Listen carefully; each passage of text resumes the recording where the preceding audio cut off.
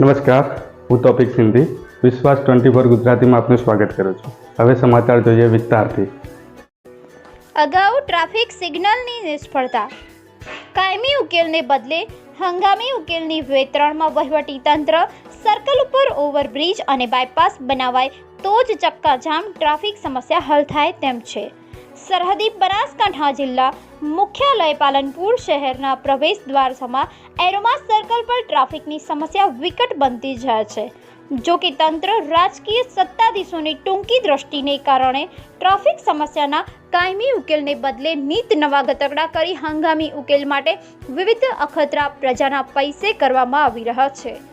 અગાઉ લાખોના ખર્ચે લગાવેલ ટ્રાફિક સિગ્નલની નિષ્ફળતા બાદ હવે તંત્ર દ્વારા વધુ એક અખતરો કરતા એરોમા સર્કલ તોડી પાડી કરોડો રૂપિયાના ખર્ચે લેફ્ટ સાઇડ ડેડિકેટ લેન બનાવવાની કામગીરી હાથ ધરાઈ છે।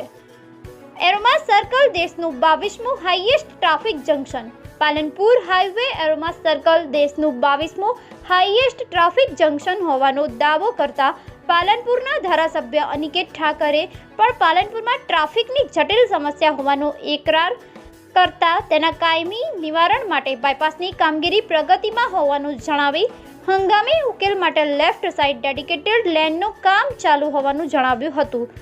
જો કે 11 માર્ચથી એસએસસી અને એચએસસી બોર્ડની પરીક્ષા દરમિયાન ટ્રાફિકને લઈને છાત્રોને કોઈ તકલીફ ન પડે તે માટે તંત્રને સૂચનાઓ આપવામાં આવી હોવાનું તેમણે જણાવ્યું હતું।